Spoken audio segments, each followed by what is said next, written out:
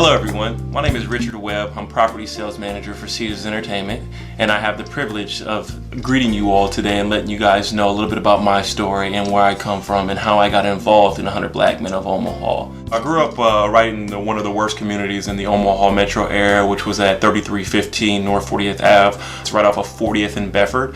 And that's where I was living and residing prior to going to middle school and my mom moving out of that area. I started at Nathan Hale Middle School, which I was my initial time getting involved with the 100 Black Men in the African American History Challenge. We did not win. We were trying very hard, but we didn't win. But that didn't, that was a planted seed for me. I was playing basketball, doing things like that, graduated from Omaha Northwest, and then went to play collegiate basketball, which took me away from the Omaha metro area. I came back, got the Warren Buffett scholarship, so I attended University of Nebraska at Omaha, majored in business administration, and that's when I really actually got involved again with the 100 Black Men. So it kind of came around full circle, me being involved.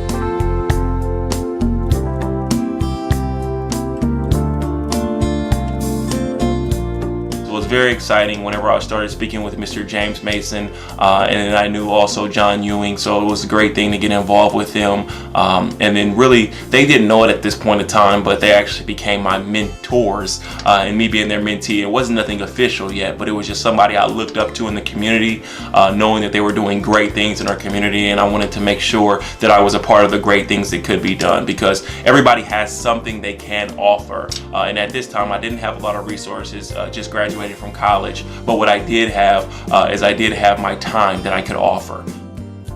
I got my first mentee in 2012, and I actually still stay in contact with him now. And then my new mentee that I have now, which is Avon, he's a great, smart young man. He actually goes to King Science Center right now, and he's very much into robots. He actually just won a national award at the Create Foundation robotics event that was just held last week. So I'm very proud of him.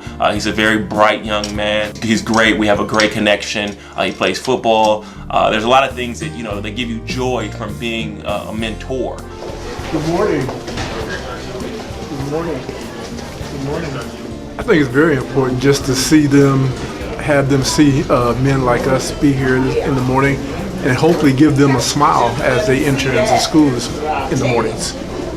We grew up in this community, so we're growing up with kids that are walked in the same halls we walked in. So I think that's the best part about it. Absolutely, absolutely.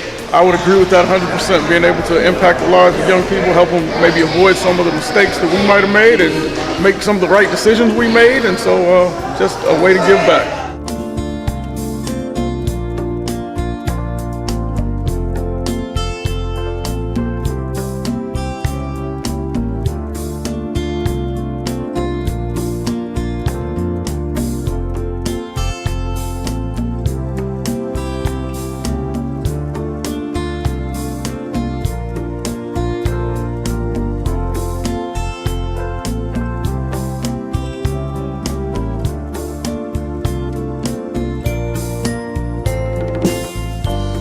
Some people think, hey, you need this mentee because he's a horrible kid. There is not a bad kid. There's really just kids that need guidance sometimes, because no kid is born bad.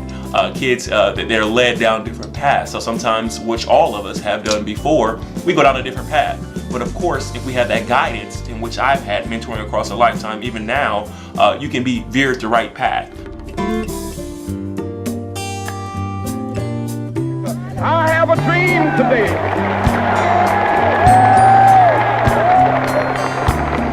My dream is to be a firefighter because I would like to put out fires and save people. I dream of helping many people, like being a doctor.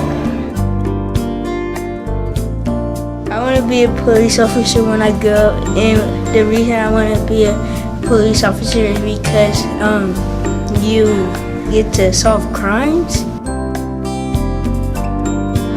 I want to be a lawyer when I grow up, or a judge, because I like to help the law. I dream of being an architectural engineer because I like to build and design things.